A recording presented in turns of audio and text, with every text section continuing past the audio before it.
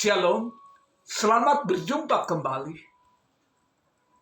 dalam khotbah singkat melalui YouTube dan media sosial lainnya. Kali ini bertemakan tentang bagian yang kedua, menyingkap firman-Nya. Topik kedua, perumpamaan tentang lalang di antara gandum. Penampian umat percaya. Pada topik perumpamaan lalang dan gandum yang lalu, sudah dinyatakan dengan jelas bahwa ada perbedaan antara orang beriman, orang percaya, orang yang beribadah kepada Tuhan, dengan orang fasik atau orang dunia. Juga pada bagian akhir ditanyakan, apakah kita termasuk umat percaya seperti lalang atau gandum? Pada topik lanjutan kali ini, kita fokus terbatas kepada umat percaya yang diibaratkan dengan gandum. Juga pada topik ini dibahas tentang proses lanjutan dari gandum yang sudah masuk di gudang. Lalu, apa hubungannya dengan orang percaya?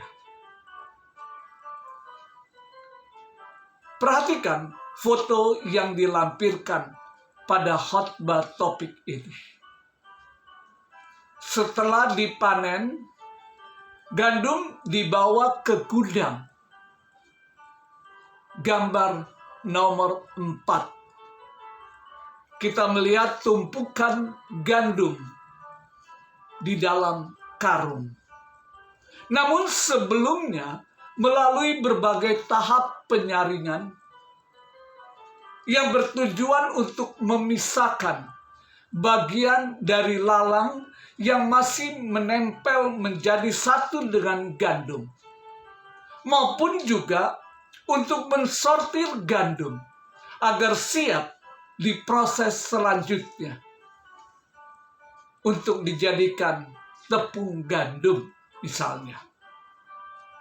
Perhatikan gambar pertama, gandum dan lalang yang masih menyatu diinjak-injak dengan kaki dan diangkat dan dibanting agar biji gandum itu akan terpisah. Pada gambar yang kedua, diangkat dengan menggunakan alat yang berbentuk seperti garpu, diterbangkan ke atas dan ke bawah, lalu dibantu dengan angin, maka biji gandum akan terpisah dari kotoran-kotoran lainnya. Sedangkan pada tahap ketiga atau gambar ketiga, yaitu gandum dibersihkan dari kotoran seperti debu dan biji-bijian dengan menggunakan alat tampih. Alat tampih yang kasar, dan juga ada yang menggunakan magnet untuk memisahkan jika masih ada zat-zat logam yang ada. Apa implikasi?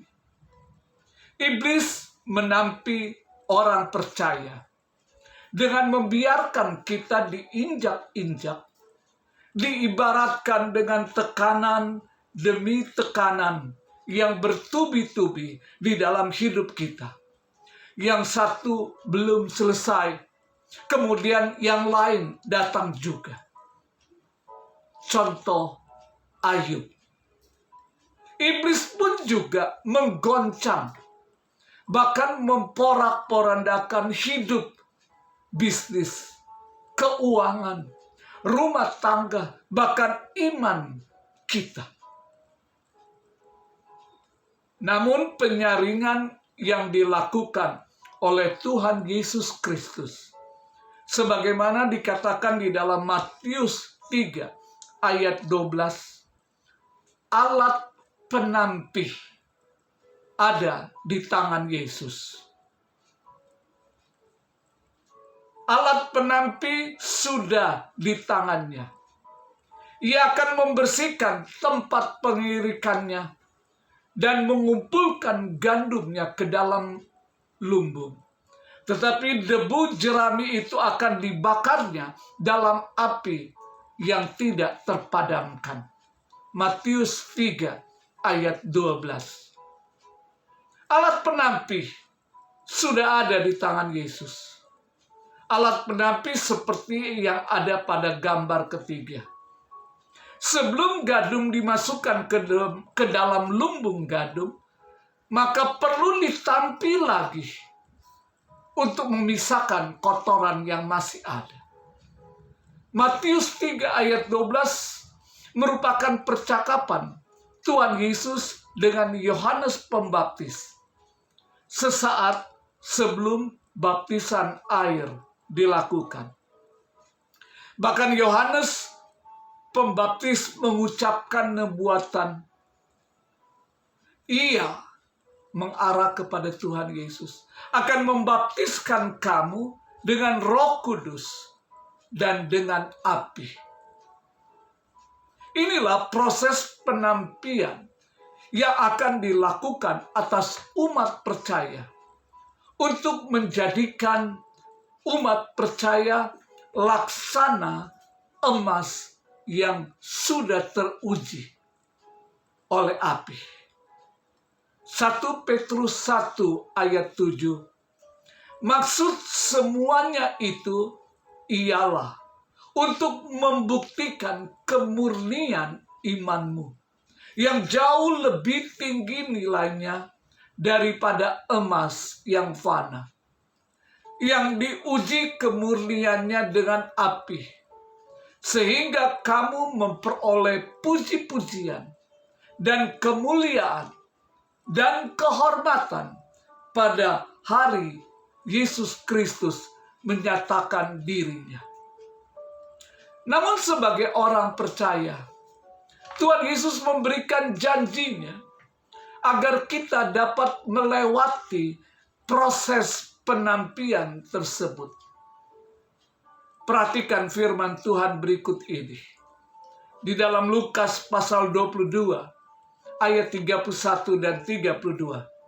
Simon, Simon, lihat, iblis telah menuntut untuk menampik kamu seperti gandum. Tetapi aku telah berdoa untuk engkau, supaya imanmu jangan gugur. Dan engkau, jikalau engkau sudah insaf, kuatkanlah saudara-saudaramu. Perkataan Tuhan Yesus memang semula ditujukan kepada Petrus, yang kita ketahui kemudian menyangkal Tuhan Yesus 3 kali. Namun juga ini diperuntukkan bagi umat percaya.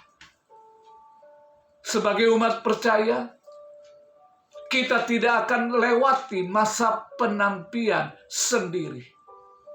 Namun penyertaan Tuhan melalui doa yang dinaikkan Tuhan Yesus akan membuat kita laksana gandum yang sudah mengalami filterisasi berulang-ulang dan sekarang siap untuk dibuatkan tepung gandum. Perlu diketahui, tepung gandum berguna untuk membuat berbagai macam makanan yang sehat bagi tubuh kita. Sekarang waktunya umat percaya bersiap dan ikuti proses penampian. Puji Tuhan.